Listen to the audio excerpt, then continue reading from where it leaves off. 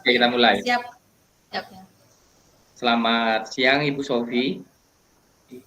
Siang Pak Helmi. Kenapa ini Pak? Kok kayaknya lemes sekali, kayak murung gitu, nggak semangat seperti biasanya. Ada apa nih? Ada yang bisa saya bantu? Iya Bu Sofi. Mohon maaf nih Bu Sofi. Saya jadi mengganggu waktunya Ibu Sofi.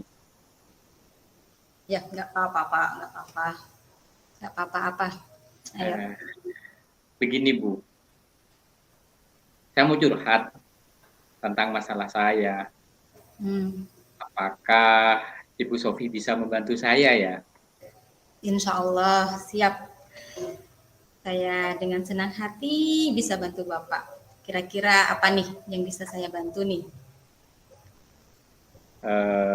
Sebenarnya saya hanya ingin mendapatkan solusi atau pemecahan masalah yang sedang saya hadapi ini, Bu. Hmm.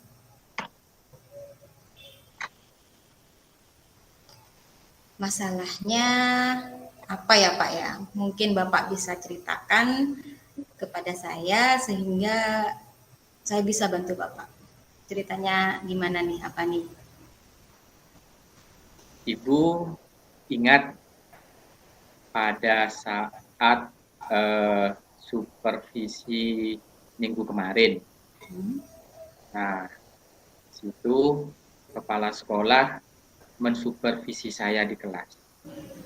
Dan pada saat supervisi itu, saya mendapatkan teguran dari Bapak Kepala Sekolah. Terus kok bisa ya Pak ya? Ditegurnya itu kenapa? Kenapa Pak Hilmi dapat teguran itu? Kalau menurut saya, sebenarnya masalahnya tidak serius, Ibu. Maksudnya tidak serius gimana? Kok bisa tidak serius? Pada saat itu, kepala sekolah mengkritik saya tentang proses mengajar saya.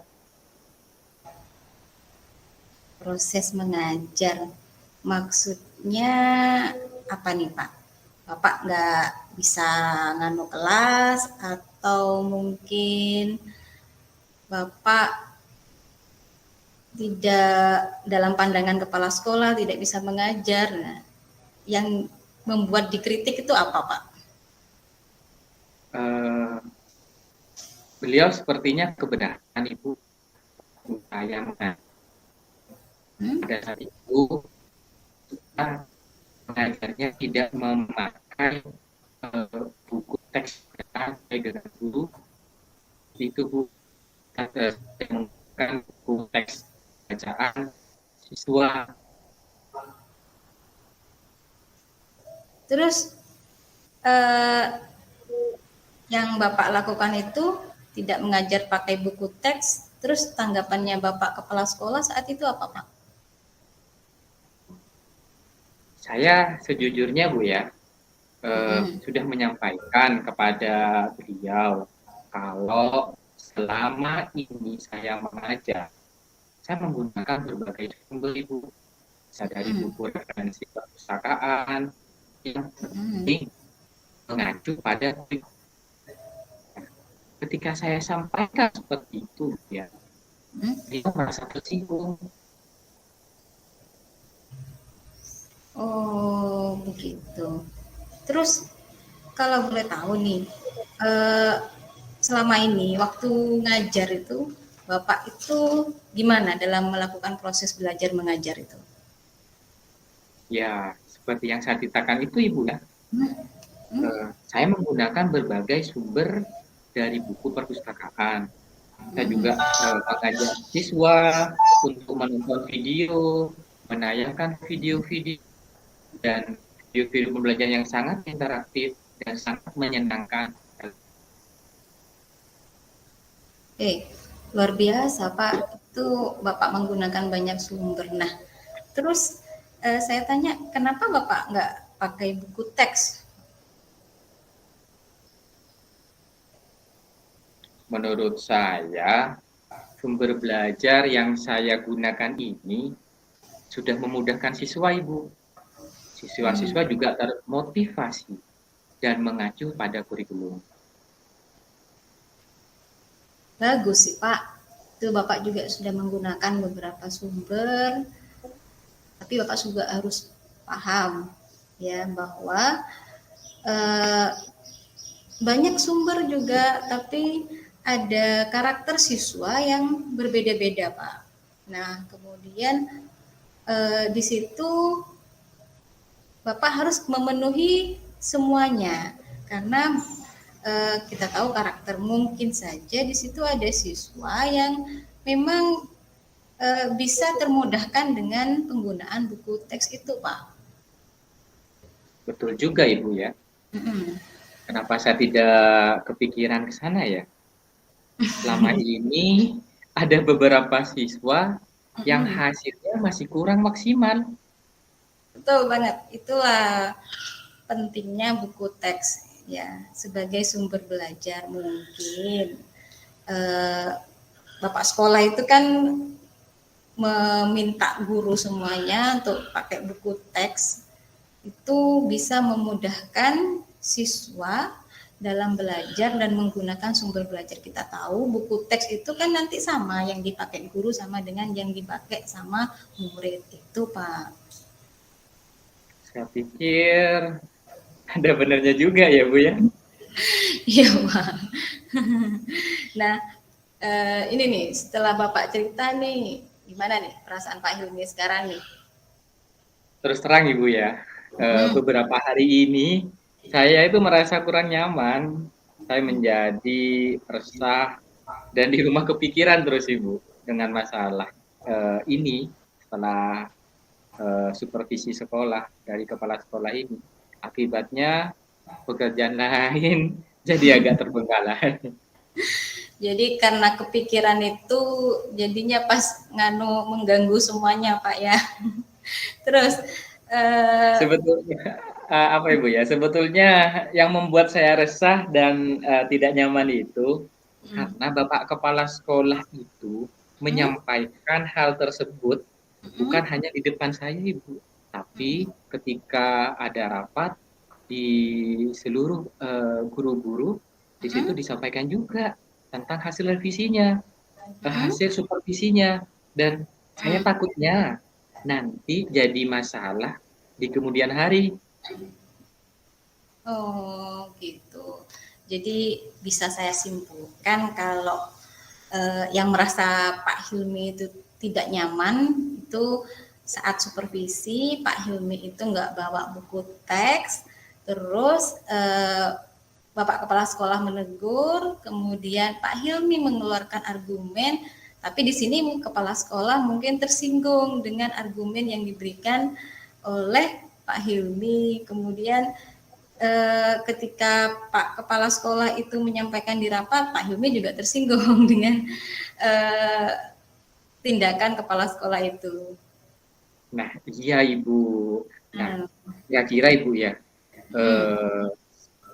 saya kira-kira saya akan dipanggil lagi nggak Bu sama kepala sekolah Bu ya. Saya kan jadi takut juga karena tidak biasanya kepala sekolah melakukan supervisi dadakan seperti kemarin. Tidak masalah Pak, mungkin kita bisa berpikiran positif. Kalau menurut saya dari masalah ini bisa Bapak bisa merefleksikan dan mempersiapkan diri. Nanti kalau misalkan ditegur oleh kepala sekolah, Bapak bisa menjelaskan apa yang sebenarnya terjadi dan kemudian pastinya beliau akan menyampaikan hal-hal positif yang menambah semangat untuk Bapak dalam mengajar gitu. Ya, mudah-mudahan ya Ibu ya. Ya, saya harap gitu. Terus dari apa yang sudah Bapak sampaikan tadi, rencananya Pak Hilmi ke depannya apa nih? Saya berniat ingin menemui langsung kepala sekolah mungkin diskusi lagi di ruangannya membicarakan hal ini Bu ya. Mungkin beliau akan memberikan solusi juga untuk saya. Bagus sekali. Terus apa hal-hal lain yang mau Pak Hilmi lakukan? Selain saya bisa menemui kepala sekolah, saya juga akan meminta maaf kepada beliau, Bu ya. Jadi yang sudah saya lakukan mungkin salah karena saya juga tidak terfokus sama buku teks pegangan guru dan siswa. Dan kemudian terkait proses belajar mengajar ke depannya, Ibu ya, saya juga akan menggunakan buku teks dan minta saran kepada kepala sekolah dan guru-guru yang lain bagaimana melakukan proses belajar mengajar yang lebih baik lagi dengan menggunakan sumber belajar, buku teks, dan sumber referensi yang lain. Terus bagus itu Pak. Langkah yang Bapak ambil menurut Bapak sudah tepat menurut saya. Terus saya setuju dengan ide itu.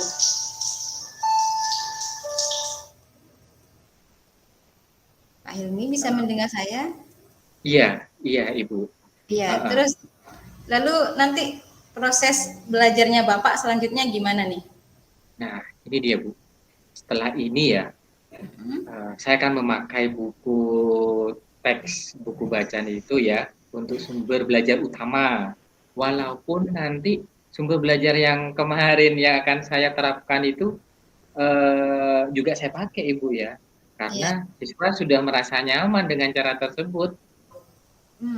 Betul, betul sekali Bapak. Jadi Bapak selain pakai buku teks juga bisa menambahkan sumber-sumber yang lain. Bapak itu sudah bagus sebelumnya ya, cuma mungkin karena ada buku pegangan yang disediakan sekolah dan itu juga harus dipakai dan tidak ada salahnya juga untuk memakai itu kemudian ditambahkan dengan sumber-sumber yang lain. Saya setuju Pak dengan ide Bapak itu. Ya, iya Ibu. Sekarang saya merasa lega nih. Karena jujur ya, saya takut mengambil langkah dalam menyelesaikan ini, apalagi sudah berurusan dengan atasan kita ya, pimpinan kita, kepala sekolah. Betul Dan sekali, Pak.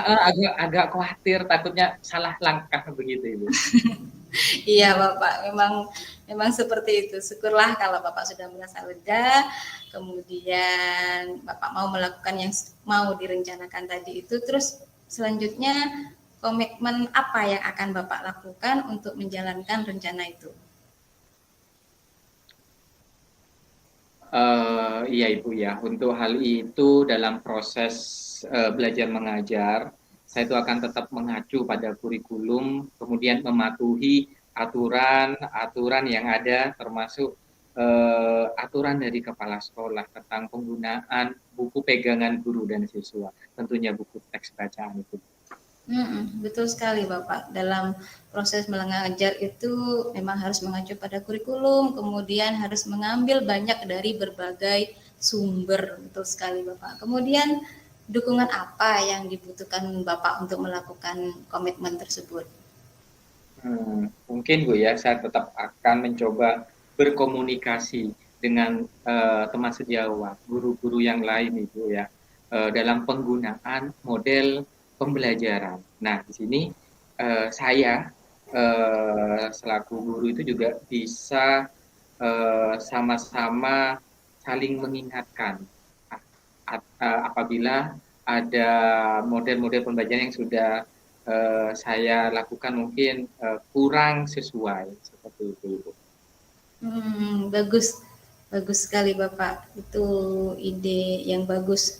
Dengan kita berkolaborasi dengan teman sejawat, kemudian memperkaya sumber, kemudian belajar juga model-model pembelajaran dari teman sejawat, itu bisa saling mengisi intinya. Jadi bisa saling mengingatkan juga. Ide yang bagus sekali itu Pak. Semoga segera dapat dilaksanakan ya. Amin, amin Ibu, amin ya. Nah, dan masalah ini ya terselesaikan dengan suasana yang tenang, Bapak nyaman juga bekerja, bisa kreatif, berkolaboratif dengan teman yang lain seperti itu ya Bapak ya. Iya, oke, amin. Terima kasih Ibu ya atas waktunya sudah mendengarkan keluh kesah saya Ibu. Sekarang saya sudah sedikit lega Ibu ya, dan semoga saya nantinya juga bisa menjadi guru-guru yang saya menjadi guru yang bisa memberikan teladan yang baik untuk siswa. Begitu Ibu. Luar biasa Bapak. Iya, betul sekali. Jadi memang memperkaya sumber itu juga bagus sekali Bapak. Iya. Sekarang Bapak sudah merasa lega. Nah, dari yang tadi galau, sekarang juga sudah menemukan solusi. Gimana rasanya?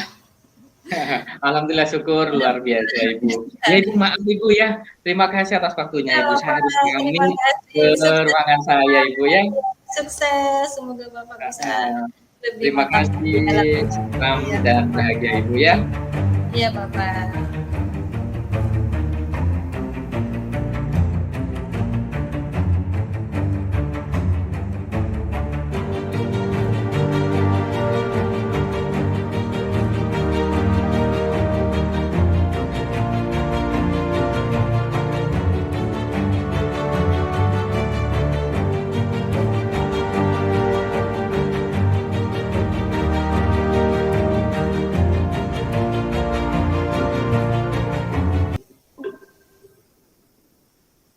Oke.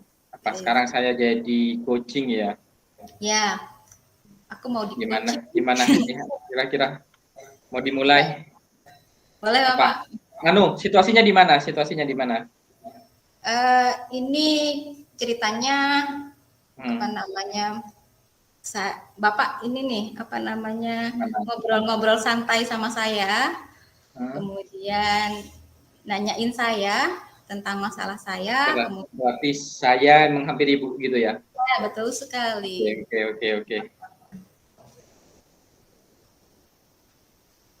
Oke. Berarti selesai nih pertanyaannya berarti ya. Dimulai Bu ya? Siap Bapak. Selesai. Oke, coba saya catat 1341. Siap, silakan. Oke, Assalamualaikum Ibu Sofi. Waalaikumsalam Pak Hilmi. Apa kabar Ibu Sofi? Alhamdulillah, baik sekali Bapak. Bapak apa kabar? Alhamdulillah, baik juga Ibu. Nah, Ibu, kayaknya terlihat capek ya Bu ya. Benar kan tebakan saya? Kelihatan Pak ya. Aduh, jadi saya malu nih.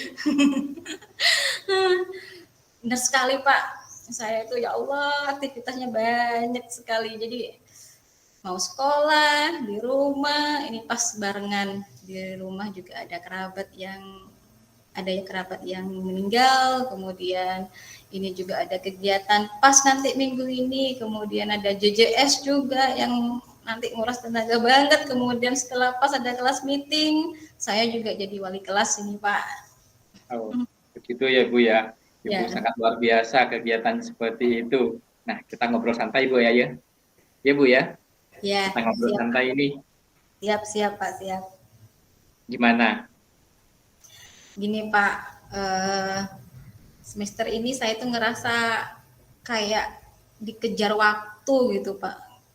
Kayak berlari waktu sampai saya kadang nggak tahu hari ini hari apa.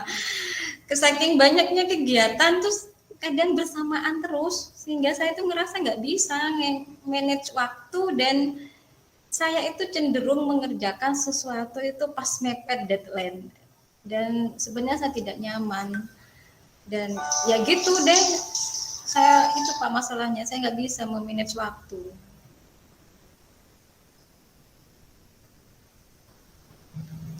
Halo Pak Helmi. Pak Helmi monitor.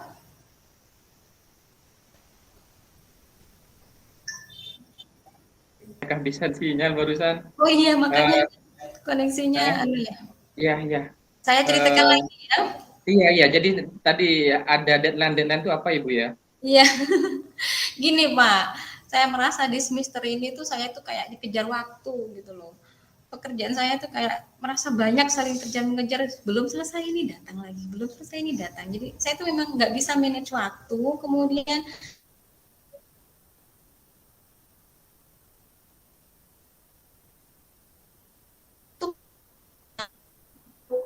yang membuat saya itu nggak nyaman pada diri sendiri Pak. Oh, Bu Sofi tadi bilangnya Bu Sofi dikejar-kejar waktu gitu ya, dan beberapa kegiatan kadang bersamaan secara terus. Nah, yang mana Bu Sofi tidak bisa memanage waktu, Hmm. gitu ya. Dan di situ Bu Sofi apa namanya, kegiatan situ sangat luar biasa banyak begitu Bu Sofi ya.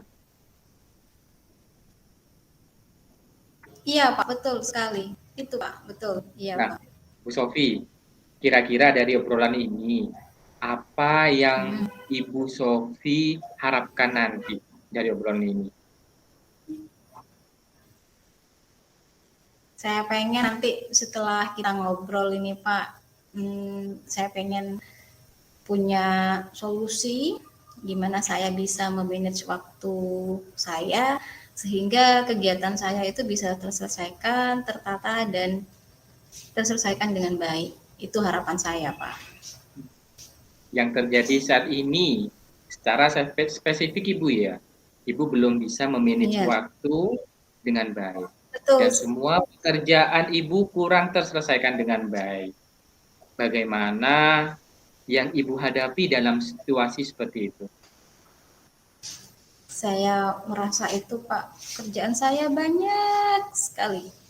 Sampai kadang banyak lupanya, Pak. Yang sama kerjaannya sampai lupa kadang. Harus bingung mana yang harus dikerjakan terlebih dahulu. Jadi saya itu pengen memanage waktu dengan baik sehingga kerjaan saya itu bisa tertata dan hasilnya juga baik. Itu, Pak. Begitu ya, Bu. Menurut Ibu, yang sudah baik dan sudah berjalan dari hal-hal yang Ibu lakukan itu apa? Saya sih Pak sudah ngelis ya, sudah ngelis kerjaan-kerjaan saya itu saya list. Kemudian saya utamakan prioritas. Jadi misalkan, oh ini harus lebih dulu, ini bisa nanti gitu kan. Itu yang saya lakukan. Kemudian eh, tapi ya itu Pak, masih ada aja yang terbengkalai karena yang satunya belum selesai sudah ada lagi yang lain itu Pak. Oh, begitu Bu ya. Jadi demikian Bu ya. Ibu sudah mengelis kerjaan Ibu. Ibu sudah membuat daftar pekerjaan Ibu. Ibu mengutamakan prioritas yang harus Ibu kerjakan dalam mengerjakan pekerjaannya. Nah, adakah faktor-faktor yang mempengaruhi hal itu, Ibu? Kalau menurut saya Pak ya, sebenarnya ya kesehatan juga Pak ya, karena mungkin eh, banyak pikiran, kemudian sehingga timbullah stres itu, banyak kerjaan sehingga lupa makan, emah kambuh gitu Bapak, ya itu dari kalau dari faktor kesehatan. Kemudian eh, dalam keluarga itu ada anak, Bapak tahu anak saya masih kecil gitu kan, jadi memang butuh perhatian lebih besar. Kadang memang saya prioritaskan itu adalah anak gitu kan, prioritas utama saya itu anak sehingga saya mengabaikan eh, kerjaan-kerjaan saya yang lain itu Pak. Nah, intinya apa, Ibu? Ya itu Pak, dari semua itu eh, memang saya harus memanage waktu saya dengan baik, kemudian bisa membagi antara kepentingan anak atau kepentingan keluarga dengan kerjaan saya itu Pak. Nah, idealnya Ibu ya, bagaimana Hmm. masalah-masalah itu bisa diselesaikan?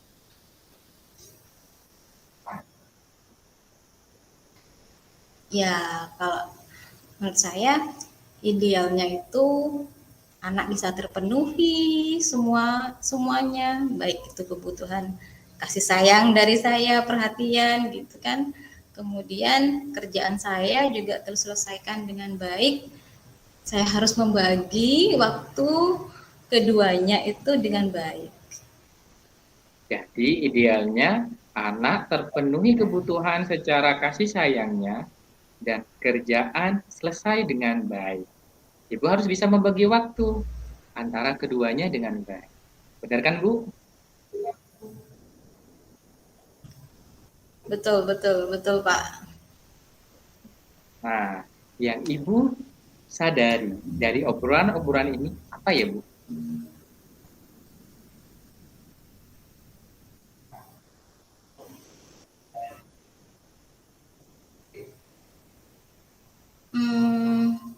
Saya kurang memanage waktu di keluarga, di sekolah, di mana sekolah itu sebagai tempat kerja saya, Pak. Nah, yang perlu diubah dan perlu diperbaiki dalam hal ini apa ya, Bu? Sepertinya cara saya memanage waktu ya, Pak ya. Saya kira nantilah gitu kan biasanya. Nanti pasti dia akan selesai. Apalagi saya nganggap pekerjaan itu gampang deh, cuma ini gitu kan. Tapi dari kata nanti itu akhirnya nggak selesai, dan sebaiknya kerjaan itu saya selesaikan tanpa nunggu nanti, dan saya tidak perlu membawa kerjaan saya itu ke rumah. Nah, Ibu, sebaiknya dan seharusnya kerjaan Ibu segera diselesaikan dan tidak perlu dibawa ke rumah Ibu. Ya kan? Iya Pak, betul, betul sekali. Saya tidak perlu Nah, membawa kerjaan saya. nah Ibu, adakah alternatif dari yang Ibu sampaikan dan ide yang paling baik? Alternatif, mungkin gini Pak ya, mungkin saya akan list kerjaan saya itu, kemudian saya mungkin kasih warna yang mana yang prioritas, kemudian checklist yang sudah selesai, kemudian mengatur waktu pengerjaannya, dan terutama konsisten menjaga maksud saya konsisten dalam melakukan pekerjaan itu, dan yang terpenting adalah jaga kesehatan. Tepat sekali, Ibu. Ya, tepat sekali. Nah, kira-kira Ibu ya, setelah ini Ibu akan melakukan apa? Mungkin nanti saya membuat daftar kerjaan, kemudian membuat deadline pribadi. Maksudnya tidak berhubungan dengan orang, itu deadline pribadi bagi saya sendiri. Kemudian tidak membawa atau berusaha ya tidak membawa pekerjaan ke rumah, sehingga anak-anak tidak terganggu dengan itu. Tepat sekali Ibu ya. Nah, kira-kira Ibu ya, adakah yang bisa menjadi indikator dalam hal itu, yang mana indikator tersebut akan berhasil? Indikator mungkin ketika pekerjaan itu bisa saya selesaikan tidak harus mepet deadline. Itu kemudian kerjaan saya beres sehingga saya bisa tenang. Dan tentunya anak saya bahagia kalau saya tidak cemberut pulang ke rumah. Begitu gitu, Pak. Ya. Dan kira-kira Bu ya, siapa yang akan mendukung dalam hal ini? Kalau saya rasa suami ya Pak ya, paling mendukung nanti saya dalam hal ini. Selain suami, karena nanti suami support system saya, kemudian nanti ada juga mungkin saya minta rekan saya, rekan kerja di sekolah itu, jika memang pekerjaan itu bisa dibagi, nggak harus saya semua, maka saya akan berbagi juga pekerjaan itu sehingga saya bisa pasrahkan itu, jadi tidak harus semuanya ke saya. Itu Bapak. Jadi intinya semuanya itu harusnya mendukung Ibu ya? Iya Pak. Nah kesimpulannya Ibu ya, apa yang Ibu dapat dari obrolan ini? Kesimpulan yang bisa saya dapat dari obrolan dengan Pak Hilmi tadi, dari awalnya saya tidak tahu, maksudnya saya tuh galau terus semester ini, nggak bisa manage waktu, sehingga kadang kerjaan terbengkalai, anak-anak di rumah nggak terurus, kemudian saya selalu mengerjakan sesuatu mepet deadline. Nah setelah ngobrol tadi sama Pak Hilmi itu, saya bisa menemukan cara untuk memanage waktu dengan baik, dengan cara tadi saya harus ngelis pekerjaan yang prioritas, kemudian berusaha tidak membawa pekerjaan saya itu ke rumah. Itu Pak. Begitu luar biasa Ibu ya. Ibu kayaknya sudah jam istirahat sudah selesai Ibu ya. Kita harus kembali ke kelas untuk ngajar. Iya, Semoga dari obrolan ini dapat menjadikan Ibu lebih baik dan terima di sekolah kasih Bapak. tentunya dalam Sudah kondisi lainnya juga gitu ya. Mudah-mudahan kita dipertemukan di berikutnya untuk ngobrol santai-santai dengan tema yang lain Ibu ya. Iya Bapak. Terima kasih Pak Hilmi ya. Sama Ibu. Assalamualaikum. Waalaikumsalam warahmatullahi wabarakatuh.